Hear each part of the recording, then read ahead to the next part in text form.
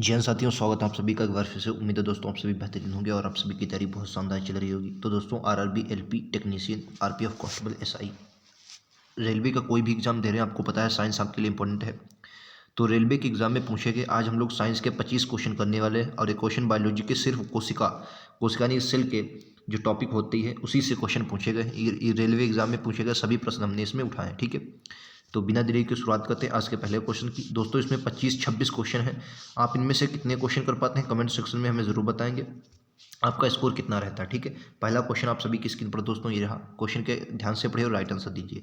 क्या निम्नलिखित में से कौन सा कोशिकीय घटक अधिकांश प्रकेंद्रियों में मौजूद नहीं होता है? तो बताएंगे। देखिए, कोशिका के केंद्रक का वह कोशिकीय घटक जिसकी अधिकांश प्रकेंद्रियां मौजूद नहीं होती उसे केंद्रक झिल्ली बोला जाता है, ठीक है। आपको पता है ये कैसी होती है? ये दोहरी परत की होती है। कैसी होती है दोस्तों? याद रखें, ये दोहरी परत की होती है, दोहरी परत की होती है, ठीक है। और अर्धपारगम्य झिल्ली है। कैसी है? अर्धपारगम्य जालिका होती है, ठीक है। और इस पर राइबोसोम भी पाए जाते हैं, ठीक है। क्या पाए जाते हैं? राइबोसोम भी पाए जाते हैं, राइबोसोम भी पाए जाते हैं, याद रखेंगे। बाकी अगर हम केंद्रक की बात करते हैं दोस्तों, केंद्रक आप सभी को पता होगा। केंद्रक की अगर हम बात करें, केंद्रक की खोज किसने की थी? तो क्या बोलेंगे? रॉबर्ट ब्राउन ने खोज की थी। किसने? रॉबर्ट ब्राउन ने। कब? 1831 में। ये भी कई बार एग्जाम में क्वेश्चन पूछा गया है, ठीक है, याद रखेंगे। चलिए नेक्स्ट पर चलते हैं। क्वेश्चन नंबर 2 आप सभी की स्क्रीन पर दोस्तों ये रहा। क्या मानव कोशिका में ग्लूकोज के विघटन द्वारा ऊर्जा का निर्माण होता है? ग्लूकोज के विघटन के लिए इनमें से किसकी आवश्यकता पड़ती है? तो याद रखेंगे ऑप्शन नंबर ए, ऑक्सीजन की आवश्यकता पड़ती है। किसकी दोस्तों? ऑक्सीजन की आवश्यकता पड़ती है। नेक्स्ट पर चलते हैं। अगला क्वेश्चन कह रहा अधिकांश कोशिकीय प्रक्रियाओं के लिए ऊर्जा मुद्रा क्या होती है? तो याद रखेंगे अधिकांश जो कोशिकीय प्रक्रियाएं होती हैं उनके लिए ऊर्जा की जो मुद्रा होती है उसे एडिनोसिन क्या बोलते हैं? एडिनोसिन ट्राईफॉस्फेट बोला जाता है, ट्राईफॉस्फेट बोला जाता है। यानी कि इसे शॉर्ट में आप एटीपी बोल सकते हैं, adenosine triphosphate, ATP. Option number B के साथ चलते हैं, ठीक है। और एक जटिल कार्बनिक रसायन होता है जो जीवित कोशिकाओं में पाया जाता है, ठीक है। चलिए नेक्स्ट पर चलते हैं। किस कोशिकांग को कोशिका की आत्महत्या की थैली बोलते हैं? तो राइट आंसर क्या हो जाएगा? देखिए, किस कोशिकांग को कोशिका की आत्महत्या की थैली बोला जाता है? तो राइट आंसर क्या होगा? लाइसोसोम को बोला जाता है, ठीक है, आत्महत्या की थैली। क्योंकि क्या होता है इसमें? हाइड्रोलिटिक एंजाइम पाए जाते हैं, ठीक है। और इसका जो पीएच मान होता है बहुत इंपॉर्टेंट है, कई बार एग्जाम में आया। पीएच मान जो होता है वो 4.5 से 5 होता है। तो जाहिर सी बात है अगर 4.7 से कम है तो क्या होगा? अम्लीय। ये क्या है दोस्तों? अम्लीय होता है, याद रखें, कई बार एग्जाम में पूछा गया है, ठीक है। लाइसोसोम का पीएच मान कितना होता है? 4.5 से 5 होता है, ठीक है, पीएच मान। नेक्स्ट पर चलते हैं। कोशिका में 6 कार्बन वाले अणुओं ग्लूकोज के 3 कार्बन वाले अणु पाइरूवेट में विखंडन की प्रक्रिया कहाँ पर होती है? तो ये बताना है ये प्रक्रिया कहाँ पर होती है। याद रखेंगे ये प्रक्रिया दोस्तों कोशिका द्रव्य में होती है। कहाँ पर होती है? कोशिका द्रव्य में होती है। ऑप्शन नंबर ए हो जाएगा। नेक्स्ट पर चलते हैं। क्या है? प्रोकैरियोटिक राइबोसोम की उप इकाई संरचना क्या है? जो प्रोकैरियोटिक राइबोसोम होती है उसकी उप इकाई संरचना क्या है? तो राइट आंसर याद रखेंगे ऑप्शन नंबर सी, 50S और 30S, ठीक है। प्रोकैरियोटिक कोशिकाएं 2 प्रकार की होती है, प्रोकैरियोटिक और यूकैरियोटिक, ठीक है। नेक्स्ट पर चलते हैं। प्रकेंद्रकी कोशिका की कुछ विशेषताओं का उल्लेख नीचे किया गया है। दिए गए विकल्पों में से कौन सा गलत विकल्प है वो आपको चयन करना है। गलत विकल्प का चयन करना है। राइट आंसर क्या होगा? देखो, इसमें पता है झिल्लीबद्ध कोशिकांगों की मौजूदगी होती है, यही गलत है। झिल्लीबद्ध नहीं होती है, ये जो होती है ये बिल्कुल खुली होती है। अत्यधिक छोटा आकार होता है, एकल गुणसूत्र होते हैं, बिल्कुल सही है, गुणसूत्र इसमें एकल होते हैं। और इसका नाभिकीय क्षेत्र केंद्राभ कहलाता है। जिसका नाभिकीय क्षेत्र होता है, नाभिकीय जो क्षेत्र होता है वो केंद्राभ कहलाता है, ठीक है। लेकिन ये जो होते हैं ये बंद नहीं पाई जाती। इसमें लिखा बंद नहीं बल्कि खुली पाई जाती। तो राइट आंसर पहला होगा क्योंकि इसमें पूछा है कौन सा गलत है, ठीक है। नेक्स्ट पर चलते हैं। अगला क्वेश्चन कह रहा है जब एटीपी, अभी हमने इसका फुल फॉर्म देखा था, ठीक है। तो एटीपी में टर्मिनल फास्फेट लिंकेज को जल के उपयोग द्वारा तोड़ा जाता है तो कितनी ऊर्जा मुक्त होती है? तो याद रखेंगे 30.5 मोल, ठीक है। तो ऑप्शन नंबर सी के साथ चलेंगे। नेक्स्ट पर चलते हैं। अगला, कौन सा कोशिकांग विषाक्त पदार्थों और औषधियों के जहरीले प्रभाव को खत्म कर देता है? कौन सा विषाक्त पदार्थों और औषधियों के जहरीले प्रभाव को खत्म कर देता है? ये बहुत इंपॉर्टेंट है और कई बार एग्जाम में आया है। राइट आंसर विकल्प उत्तर ए होगा। अंतर्द्रव्यी जालिका बोलते हैं, ठीक है, ठीक है। ये एक झिल्लीदार कोशिकांग है। कैसा है दोस्तों? कई बार ये भी पूछा कैसा कोशिकांग? तो झिल्लीदार है। कैसा है? झिल्लीदार है, याद रखेंगे, झिल्लीदार है, ठीक है। ये जहरीले जो पदार्थ होते हैं उनको खत्म कर देता है, ठीक है। चलिए नेक्स्ट पर चलते हैं। अगला क्वेश्चन, निम्नलिखित में से किस प्राणी ऊतक में चपटी कोशिकाएं होती हैं?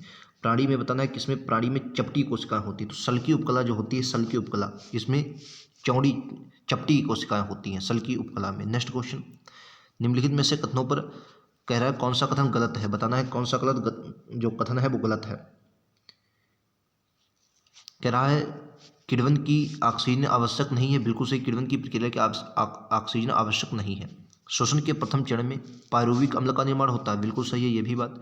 श्वसन के प्रथम चरण में ग्लूकोज का विघटन हो जाता है, बिल्कुल सही है। कह रहा कौन सा गलत है, माइटोकॉन्ड्रिया में ऑक्सीजन की सहायता से एसिटिक अम्ल का विघटन होता है। देखो जो इसका विघटन नहीं होता है, माइटोकॉन्ड्रिया में ऑक्सीजन की सहायता से एसिटिक अम्ल का विघटन नहीं होता है, ठीक है, याद रखेंगे, ये आपका गलत हो जाएगा, ठीक है। तो राइट आंसर ऑप्शन डी बनेगा। नेक्स्ट पर चलते हैं, कशेरुकों की यकृत कोशिकाओं में SER द्वारा कौन सा महत्वपूर्ण कार्य किया जाता है। तो SER के द्वारा कौन सा महत्वपूर्ण कार्य किया जाता है। तो सबसे पहले आपको ये इंपॉर्टेंट क्वेश्चन है जो पता होना चाहिए।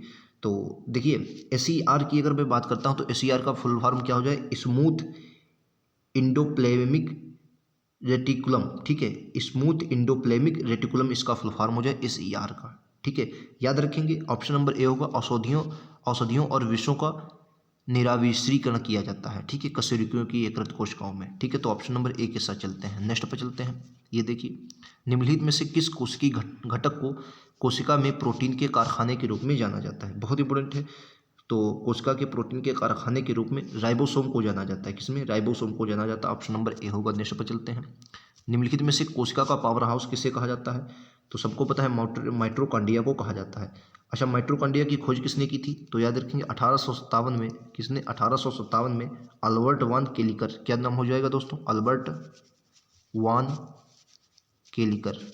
कोलिकर, इन्होंने माइटोकॉन्ड्रिया की 1857 में खोज की थी, याद रखेंगे, ठीक है। चलिए नेक्स्ट पर चलते हैं, यूकैरियोटिक कोशिकाओं में निम्नलिखित में से किसी कोशिका को आत्मघाती सेली भी कहा जाता है। तो लाइसोसोम जो होता है इसे आत्मघाती सेली भी कहा जाता है, ठीक है। नेक्स्ट पर चलते हैं, अगला क्वेश्चन, कोशिकांग में आत्महत्या सेली लाइसोसोम तो यही है। नेक्स्ट पर 17, स्लाइडेन और स्वॉन द्वारा दिया गया कोशिका सिद्धांत निम्नलिखित में से किन जीवों पर लागू नहीं होता है। स्लाइडेन और स्वॉन ने जो कोशिका सिद्धांत दिया, याद रखेंगे, विषाणुओं पर नहीं लागू होता, किस पर, विषाणुओं पर लागू नहीं होता है, ठीक है। नेक्स्ट पर चलते हैं, रॉबर्ट हुक ने के द्वारा कोशिका की खोज किस प्रकार की है। जो रॉबर्ट हुक थे इन्होंने कोशिका की खोज किस प्रकार की थी। तो ये इंपॉर्टेंट क्वेश्चन हो जाएगा, याद रखेंगे, कारक का निरीक्षण करते हुए इन्होंने खोज की थी, ठीक है। तो ऑप्शन नंबर डी के साथ चलते हैं। नेक्स्ट पर चलते हैं, कोशिका की खोज किसने की थी। तो अभी हमने देखा किसने की थी, रॉबर्ट हुक ने की थी। नेक्स्ट पर, केंद्रक और कोशिका झिल्ली के बीच मौजूद जेली जैसे पदार्थ को क्या कहा जाता है। ये बहुत इंपॉर्टेंट है, केंद्रक और कोशिका के बीच जेली जैसे जो पदार्थ होता है उसे क्या कहा जाता है। तो याद रखेंगे ऑप्शन नंबर बी, उसे कोशिका द्रव्य बोला जाता है। क्या बोलते हैं, कोशिका द्रव्य बोला जाता है, ठीक है, याद रखिएगा, इंपॉर्टेंट है, कोशिका द्रव्य बोला जाता है। नेक्स्ट क्वेश्चन, केंद्रक और कोशिका झिल्ली के बीच भरे जेली नुमा पदार्थ को क्या कहा जाता है। देखिए इसका दूसरा नाम आपसे पूछ लिया है, तो राइट आंसर इसे डी होता है, साइटोप्लाज्म। क्या बोलते हैं, साइटोप्लाज्म, कोशिका द्रव्य भी बोलते हैं और इंग्लिश में इसे साइटोप्लाज्म बोलते हैं। इंग्लिश में क्या बोलते हैं, कोशिका द्रव्य को इंग्लिश में साइटोप्लाज्म बोलते हैं। नेक्स्ट पर चलते हैं, साइटोप्लाज्म यानी कोशिका द्रव्य एक जेली जैसा द्रव्य होता है जो डैश में पाया जाता है। अभी हमने देखा किस में पाया जाता है, तो केंद्रक और कोशिका झिल्ली के बीच, केंद्रक और कोशिकांग के बीच नहीं, केंद्रक और कोशिका झिल्ली के बीच साइटोप्लाज्म, यानी कि इसको हिंदी में क्या बोलेंगे, कोशिका द्रव्य। ऑप्शन नंबर डी के साथ चलते हैं। नेक्स्ट क्वेश्चन, ये रहा आपकी स्क्रीन पर, पानी की कमी के कारण कोशिका के संकुचित होकर कोशिका भित्ति से अलग होने की प्रक्रिया को क्या कहा जाता है। जो पानी होता है उसकी कमी के कारण जो कोशिका होती है वो संकुचित हो जाती है और कोशिका भित्ति से अलग हो जाती है, तो उसे प्लाज्मोसिस कहते हैं। क्या बोलते हैं, प्लाज्मोसिस बोलते हैं। क्या बोलते हैं, प्लाज्मोसिस बोला जाता है, याद रखें, प्लाज्मोसिस बोला जाता है। नेक्स्ट पर चलते हैं, डैश को कोशिका के पावर हाउस के रूप में जाना जाता है। तो माइटोकॉन्ड्रिया को पावर हाउस के रूप में जाना जाता है, याद रखेंगे। नेक्स्ट क्वेश्चन, कोशिका का वह भाग वह बाह्यतम आवरण कौन सा है जो कोशिका के अवयवों को उसके बाह्य आवरण से अलग करता है। इस क्वेश्चन का राइट आंसर क्या हो जाएगा, बताना, इस क्वेश्चन का राइट आंसर क्या हो जाएगा। इस क्वेश्चन का राइट आंसर दोस्तों ऑप्शन नंबर ए हो जाएगा, उसे प्लाज्मा झिल्ली बोला जाता है। नेक्स्ट क्वेश्चन पर चलते हैं, अगला क्वेश्चन, इक्वेटोरियन प्लेट पर कोशिका के केंद्रक में गुणसूत्रों का सखेखंड माइटोसिस के किस चरण का गठन करता है? तो राइट आंसर विकल्प उत्तर सी होगा, metaphase. Metaphase option number C. तो 26 क्वेश्चन इस वीडियो में हमने किए हैं। उम्मीद है आप सभी को प्रश्न बहुत पसंद आए होंगे, क्योंकि कोशिका के जितने भी question NTPC group D railway exam में पूछे गए मैंने सभी उठाए हैं जो आपके लिए इंपॉर्टेंट है। क्वेश्चन आपको कैसा लगे कमेंट सेक्शन में जरूर बताएं। ऐसे ही प्रश्नों के लिए लाइक से सब्सक्राइब जरूर करें। मैं लगातार आप सभी को, चाहे वो मैथ हो, हिंदी हो, रीजनिंग हो, क्वेश्चन करवा रहा हूँ ताकि आपकी तैयारी और भी बेहतरीन हो सके। मिलते हैं अगले वीडियो में। आज के लिए इतना ही। थैंक यू दोस्तों। जय हिंद, जय भारत।